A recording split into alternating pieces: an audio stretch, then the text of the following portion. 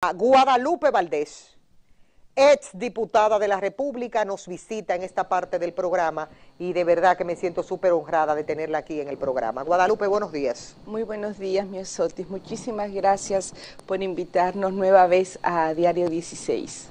Quise hacerlo como se lo planteé, porque necesito con usted hacer una evaluación, que en este caso lo va a hacer usted la encargada de eso, para evaluarnos qué pasa con la función pública, no importa el partido que sea, puede ser rojo, blanco, morado, azul oscuro, mamey, que el funcionario cuando llega a ocupar una posición se olvida de que está en la posición para servirle a la gente. Bueno, efectivamente, y eso tiene que ver con lo que decías incluso cuando me presentabas. Un funcionario público tiene que actuar de manera íntegra cuando está al servicio de una institución, ya sea del Poder Ejecutivo, del Congreso o a nivel municipal, o cuando está en el sector, en la vida privada, ya sea en el sector privado, en la academia o en lo que hoy se llama la sociedad civil también. ¿Y por qué? Porque las personas no se pueden desdoblar. Tú no eres una cosa como funcionario y eres otra cosa a nivel familiar o a nivel personal. Esa integridad hay que cumplirla porque lo establece la norma, o sea, la Constitución de la República establece muy claramente cómo un ciudadano tiene deberes y tiene derechos también. Y estos deberes y derechos hay que cumplirlos en cualquier ámbito de la vida. Ahora bien, cuando se está al frente de una función pública, uno tiene que rendir cuentas y esa rendición de cuentas tiene que ver con la administración de los recursos públicos. Por ejemplo, en el caso del presidente o la presidenta de la República, es quien tiene que rendir cuentas de cómo se administran los recursos durante su administración. Por eso, el presidente o la presidenta de la República tiene que ir cada año al Congreso de la República a esa rendición de cuentas. Significa que tiene que informarle a los ciudadanos, al país,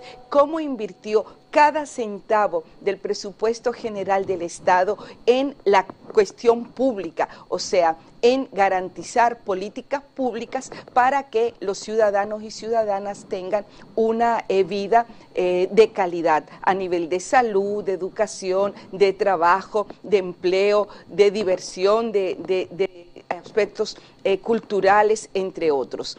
Pero eso ocurre también con los alcaldes, alcaldesas, con los regidores, o sea, el servidor público no puede decir, no, yo no soy responsable de eso, yo no tengo que ver con eso no fue, yo no firmé nada, no. O colocar un letrero y decir, fulano de tal trabajando, porque se cae de la mata, porque para eso es la función.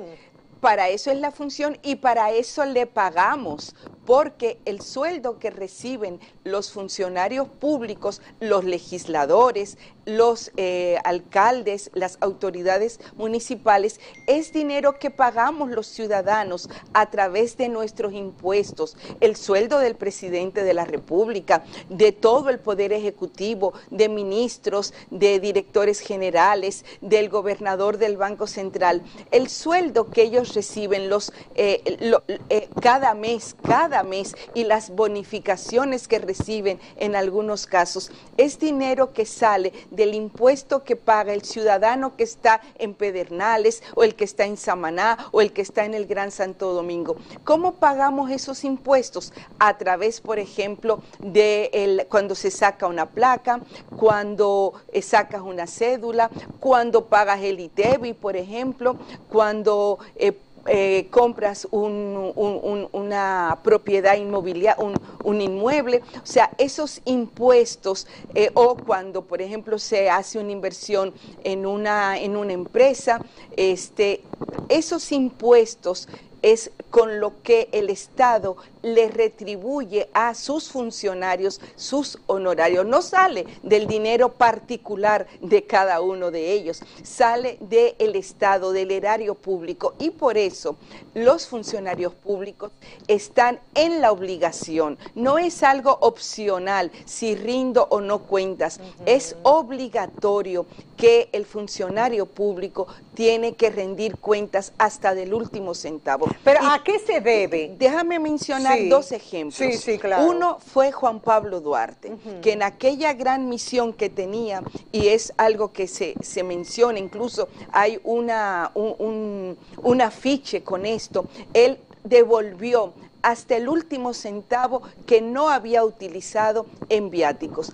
En esta administración lo he visto, por ejemplo, a nivel de algunos viceministros o viceministras, como fue la viceministra de Interior y Policía, Emily, que devolvió, lo hizo público. Espero que, aunque otros no lo hagan público, se esté convirtiendo en una práctica retomar que los viáticos que no se utilizan en un viaje o en una actividad sean devueltos, porque ese no es un dinero propio, es un dinero del Estado. Pero tenemos también el ejemplo en Juan Bosch. Juan Bosch fue un hombre íntegro, a carta cabal, que no utilizó un centavo que correspondiera. Incluso yo tengo, mi esposo viajó una vez a Panamá y el profesor Juan Bosch le dijo hasta dónde tenía que alojarse y la hora a la que tenía que entrar al hotel para que no le cobraran de más. Y le dijo, y el dinero que quede tienes que devolverlo. O sea, eso es lo que nosotros... Eso hizo el profesor Bosch. Eso hizo el profesor Bosch. Y yo tengo la nota, la tengo como parte de la historia de este país, donde él le decía las cosas que tenía que hacer en ese viaje que él iba a dar a Panamá, y te estoy hablando de hace 4 décadas, o sea, que no fue de ahora, pero él lo hizo estando al frente como presidente de la República. Entonces, eso es lo que necesitamos para recuperar la confianza, la esperanza de que la República Dominicana puede enrumbarse en un camino de desarrollo sostenible, de bienestar y sobre todo de dignidad para la gente. Pero para eso hay que combatir la corrupción y la impunidad como se está haciendo en este momento. ¿A qué se debe que siempre uno lo toma como termómetro? Nadie, es decir, todo funcionario que quiere hacer sus jugadas no quiere gente decente al lado. Uno se da cuenta tomando esa parte como termómetro, porque todo el que quiere que todo vaya por la raya quiere rodearse de mucha gente decente. Claro, lo que pasa es que la corrupción es como una espiral, y entonces el que quiere hacerlo mal hecho necesita personas a su alrededor que estén de acuerdo con eso y que entonces realicen todas las prácticas que se necesitan para cometer los actos de corrupción.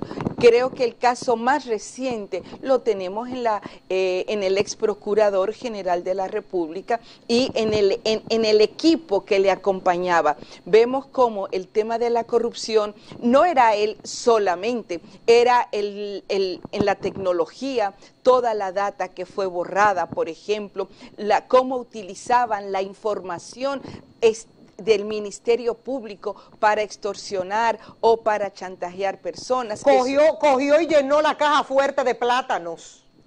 Claro, eso es una burla al país, al Ministerio Público. Y esos fiscales bajaron todo eso en una torre creyendo que ellos estaban bajando una caja fuerte llena de cuarto y eso pesado y estaba llena de plátanos. Claro, pero eso es una burla a cada ciudadano y a cada ciudadana de nuestro país. O sea, y eso es lo que demuestra que justamente a él le habían informado de manera extraoficial. Se lo informaron de dentro de la Procuraduría, Justamente. sus propios PLDistas amigos de él. Exactamente, entonces, pero él no estaba solo, entonces tenía todo un conjunto de personal cercano a él para acometer esos actos de corrupción, de falta a la autoridad. Entonces, por eso es que es tan importante poner al frente de las instituciones a personas íntegras, personas que no se dobleguen porque puedan tener una vinculación con una persona o que tengan militancia, por ejemplo. O sea, en la función pública, ¿qué es lo que ocurre?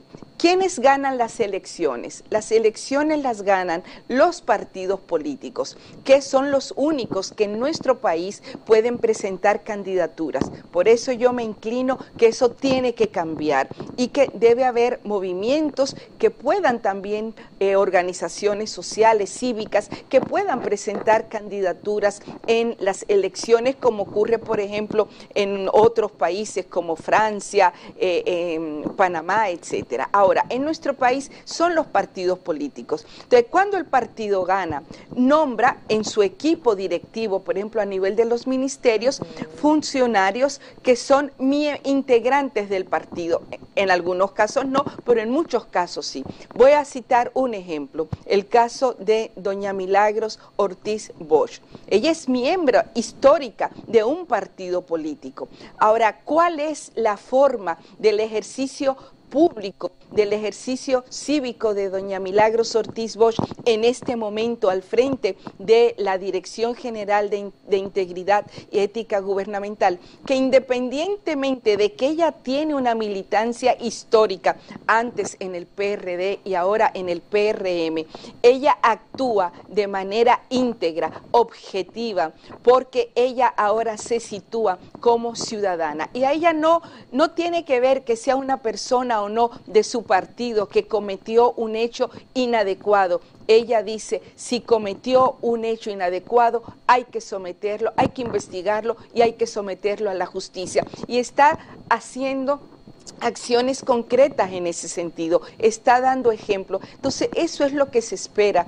de un servidor o de una servidora pública, que pueda tener esa objetividad para conducir al Estado en un sendero diferente. Okay, pero uno se pregunta, Guadalupe, porque lo ideal es eso.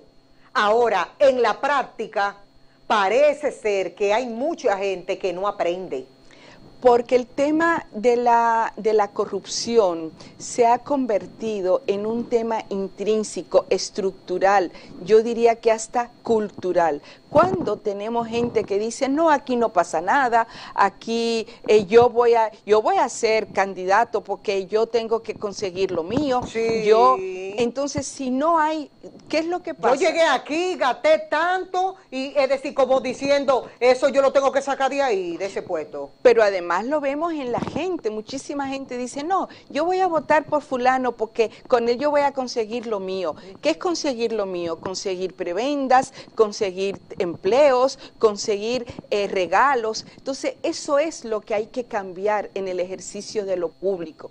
El Estado no está previsto para darle empleo a todo el que hizo campaña. Sí. O sea, el Estado está para formular políticas, o sea, el gobierno, el Congreso, las alcaldías, para formular políticas públicas que garanticen derechos. La vida se garantiza con derechos, el derecho a la salud, pero a una salud de calidad. Por eso hay que invertir en salud, hay que invertir en educación, invertir en que los trabajadores tengan salarios justos por el trabajo que realizan. Entonces, si el dinero se va al bolsillo de un funcionario, por eso esas cifras que están dando del Ministerio Público de que la operación Medusa se manejaron más de 6.000 millones, que en la operación Caracol otros tantos de miles de millones, en la operación El Pulpo también. Entonces, estamos 3.000 millones en la anterior, en la del Coral. Estamos hablando de que ese dinero, esos miles de millones, son dinero que han sido sustraídos del presupuesto presupuesto general del Estado de nuestro país para cuestiones individuales, particulares, para beneficio de personas, y eso va en detrimento de los derechos. Los ciudadanos en un país, y para eso tenemos una Constitución. La Constitución establece claramente cuál es su deber y cuál es su derecho, y tenemos derecho a una vida de dignidad. Pero si el dinero se lo roban, entonces no hay posibilidad de tener un hospital que tenga todas las medicinas, que tenga los equipos, que tenga las condiciones para poder tratar a cualquier ciudadano que va al hospital, pero tampoco una educación de calidad. Entonces, ¿cuándo van a entender los políticos nuestros, de todos los partidos políticos, que el mundo cambió? Yo estoy plenamente convencida que lo que está haciendo en este momento el Ministerio Público es una gran lección para todos los políticos, los que están en el ejercicio de la función pública en este momento y los que puedan venir, de que la República Dominicana cambió y está cambiando. No es que ya cambió totalmente, es un proceso que está en desarrollo, como dicen ustedes los comunicadores. O sea, República Dominicana está cambiando, y está cambiando porque vemos cómo hoy un ex procurador de la justicia, un ex procurador de la República, va a ir a 18 meses de prisión preventiva. Lo máximo en cuanto a medida de coerción. Y claro, es importante que la gente comprenda que esos 18 meses de prisión preventiva es para investigar, para profundizar. No es que ya le dieron de manera ni que definitiva. Él está sentenciado a nada. No, sino que el Ministerio Público pide ese tiempo para poder profundizar las investigaciones. Por ejemplo, en esa caja fuerte que aparecieron los plátanos, que él ahora dice que eran guineos, entonces hay que investigar qué había en esa caja fuerte, porque antes de los plátanos, pues los plátanos es un bien perecedero. Y por algo compró él la caja fuerte. Justamente, pero además los plátanos y los guineos no se guardan en una caja fuerte, se guardan en una nevera, se guardan en una despensa, en una cocina. ¿Por qué había en esa caja fuerte plátanos? Esa es una pregunta que nos tenemos que hacer todos. Ahora, ¿a quién le corresponde investigar esa situación? Al Ministerio Público. Y el Ministerio Público ha pedido, y la jueza Romero lo ha acogido, 18 meses para investigar ese y todos los demás casos. Por ejemplo, el terreno donde se construyó la cárcel la nueva cárcel de La Victoria, hay que hacer ahora todas esas pruebas de suelo, verificar si es un terreno no pantanoso, por qué se hizo ahí, si hubo estudio de suelo previo a iniciar la construcción, si se dieron los permisos ambientales respectivos. O sea, son todo, y estoy dando un ejemplo simplemente, pero para eso es que se pide. Cuando terminen los 18 meses de la medida de coerción, ahí entonces iniciará, se espera que estén sustentados los expedientes, que sean expedientes que sean rigurosos, que sean sobre evidencias científicas. La evidencia es una prueba científica y veraz, y que entonces se vaya a juicio de fondo y el Ministerio Público adopte, le coloque la sanción que se corresponda de acuerdo a la investigación que se ha hecho. Ese tipo de cuestiones, Miosotis, y a todos los que ven a Diario 16, es la única manera que tenemos para que sintamos que cuando robamos el dinero público hay consecuencias, y la consecuencia no es solamente una consecuencia moral, no es solamente un tema de estar en las redes o de ser tendencia en las redes, sino de ir a la cárcel. Y el daño que se le hace a la familia, que no tiene precio. Para mí eso es lo más grave que le puede pasar a una persona, y por eso tú decías cuando me presentabas que yo he sido funcionaria pública. Sí, yo fui viceministra de Educación, manejé muchos recursos, pero además fui presidenta del Comité de Licitaciones en ese periodo durante 9 meses, designada por el ministro en ese momento para representarlo a él. Pues no va por ejemplo, el ministro ministro no va al comité de licitaciones, él designa a una persona. Ahora esa persona son los ojos, es la cara del funcionario. Entonces usted no puede hacer absolutamente nada que vaya en contra suyo, de su familia y del ministro o de la ministra que le ha designado. Pero yo fui presidenta de ese comité de licitaciones y después fui legisladora. Y en todo momento, decisiones importantes que yo tenía que tomar, como por ejemplo, si tomaba o no las exoneraciones de los vehículos en el Congreso de la República. Yo tenía la firme convicción de que no iba a tomar las exoneraciones, pero yo le hice una consulta a mis hijos, porque mis hijos ya eran adultos, y les pregunté, ¿qué ustedes opinan? Y mis dos hijos me dijeron, nosotros no consideramos, mamá, que tú no debes tomar la exoneración. Cuando yo decido mandar una carta al Congreso de la República de que no voy a tomar las exoneraciones, es una decisión validada por mi familia, por mis hijos, que es para mí lo más preciado. Lo único que yo tengo en este mundo es mi familia. Pero además también, por ejemplo, con el tema del arma. A los congresistas les dan un arma de por vida. También les pregunté a mis hijos, no necesitas arma. Si nosotros nos hemos planteado que hay que desarmar al país, a la gente, ¿para qué tú vas a tomar un arma? Entonces, cuando uno actúa de esa manera, Miosotis, uno sale de la función pública con el deber cumplido, pero también con la firme convicción de que hiciste lo correcto, no solamente porque me lo da mi formación, lo que yo aprendí en el hogar, con mi padre, con mi madre, sino también porque mi familia en este momento, porque mis padres ya no están en este mundo, pero mis hijos sí. Y mis hijos, ¿por qué yo hice eso? Porque mis hijos, donde quiera que estén, tienen que sentirse orgullosos de su madre. Entonces, cuando una persona va a la cárcel, lo pierde todo. Lo pierde todo. O sea, pierde la familia, pierde la cercanía con los hijos, pierde la relación con la esposa. ¿Por qué? Porque ha hecho lo que no se corresponde. Ese fracaso porque eso tenemos que denominarlo así, ver al ex procurador y a todo ese grupo de hombres y mujeres, las mujeres, en el caso de las mujeres, la mandaron con prisión domiciliaria, pero están dentro de un expediente, es un fracaso de todos. Por el hecho de que realmente mira las actuaciones, es decir, hubiésemos querido tener hombres y mujeres probos en la administración pública y no supieron jugar su papel, y ahí están las consecuencias.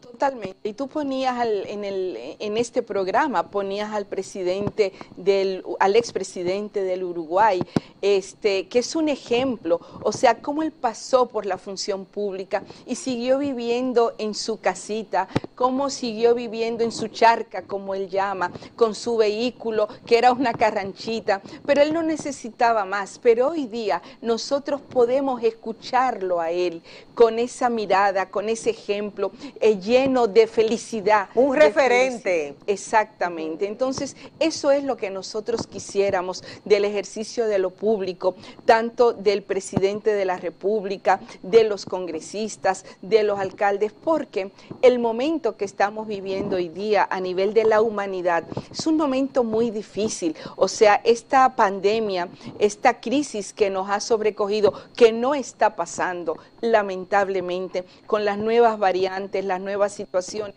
es una pandemia de la incertidumbre, pero esa incertidumbre se traduce también en la vida de la gente, en su estado anímico, psicológico. Entonces, cuando nosotros vemos ejemplos como lo que está haciendo el Ministerio Público, esos funcionarios, el presidente de la República, que ha permitido que el Ministerio Público actúe de manera independiente en el ejercicio de sus funciones. Eso nos indica que podemos construir una República Dominicana diferente y que sus ciudadanos y esos niños que están creciendo, mis nietos, mis nietas, los tuyos, tus hijos, podamos sentir que vivir en la República Dominicana es una oportunidad, es una bendición. ¿Cuánto nos va a tomar, a tu apreciación, el hecho de nosotros llegar a un punto en que cada quien que vaya a ejercer una función pública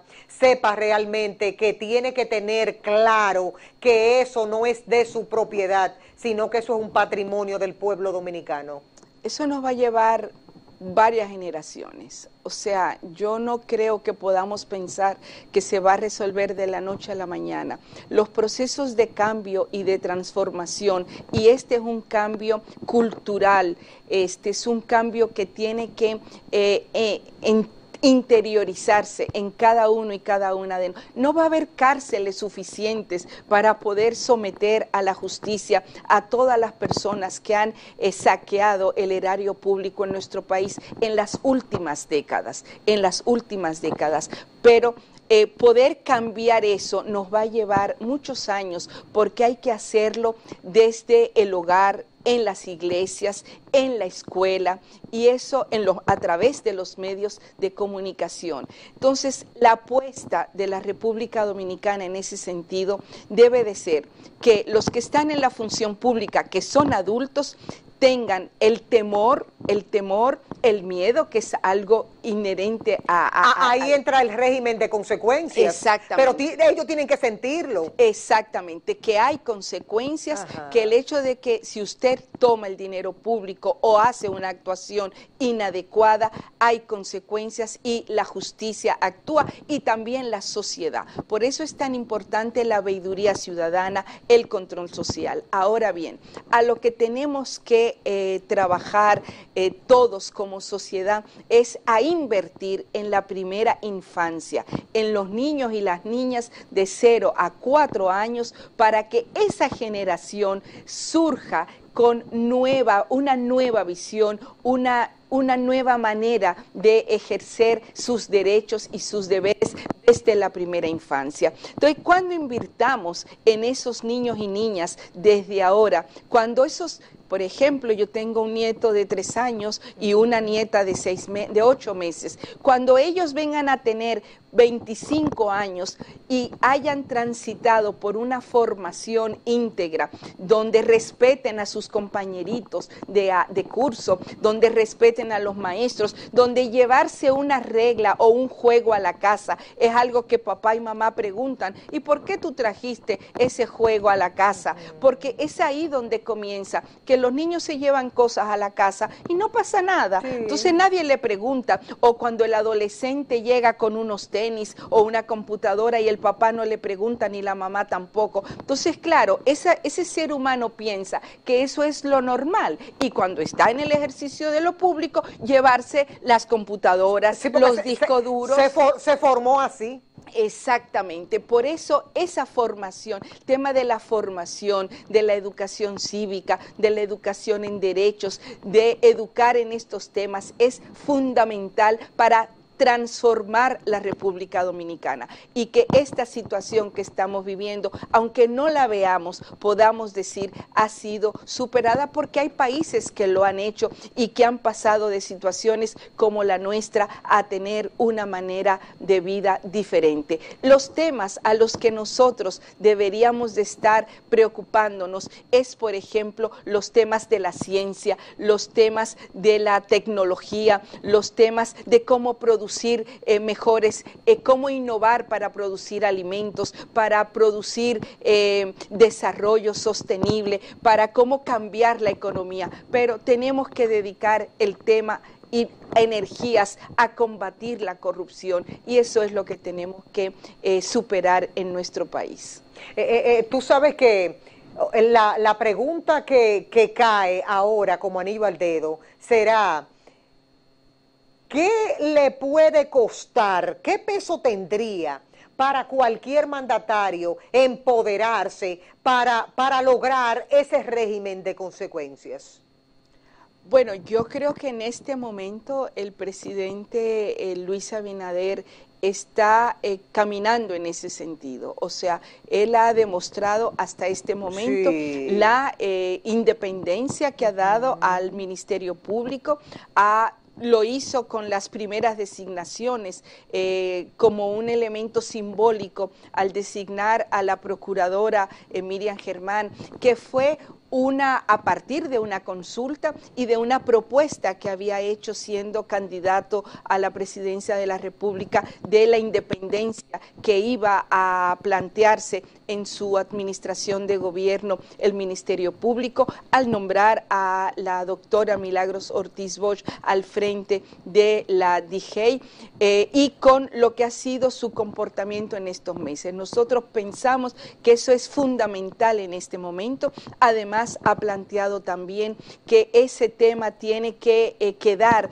de manera institucional establecido en la Constitución de la República, porque justamente en este periodo de gobierno el presidente Luis Abinader ha cumplido con esa promesa que hizo, pero si no se en la Constitución de la República todavía está establecido que la designación del procurador o la procuradora la hace el presidente de la República, y eso tiene que ser superado para que sean instancias institucionales colegiadas que designen a el ministerio, la función principal del Ministerio Público, y que se pueda entonces avanzar en ese sentido.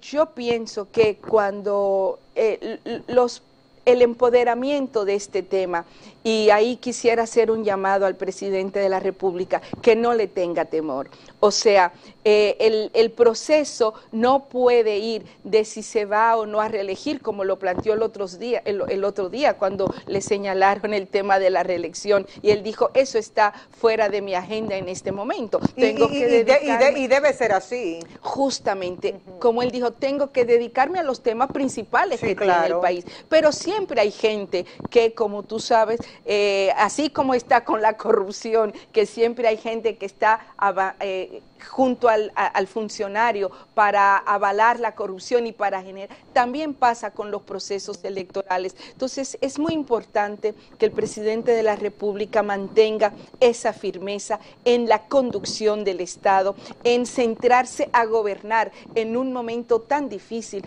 para la humanidad, para la República Dominicana, y no pensar simplemente en el tema de voy a hacer esto para que me reelijan en el 2024, porque pasar a la historia no es si te reeliges o no. Es que lo que pasa es que ese ha sido un tema de la oposición, no ha sido un tema del gobierno.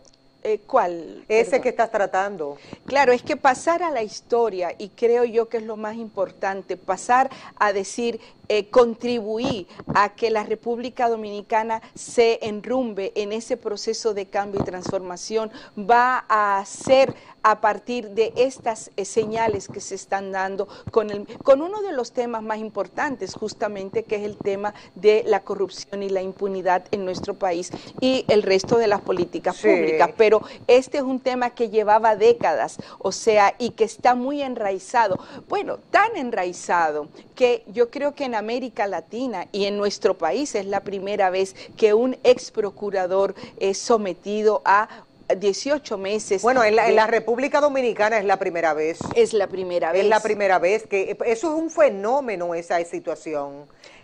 Pero lo que nosotros tenemos que abogar es que todo funcionario público entienda que juega un papel trascendental, y mientras no lo asimile, vamos a tener nosotros no casos como ese, no uno, ni dos, ni tres, muchos casos. Quiero agradecer su presencia en esta mañana, en este programa. Gracias, Guadalupe, por venir. Gracias a ti, Miosotis. Nos vamos al corte, regresamos de inmediato con más.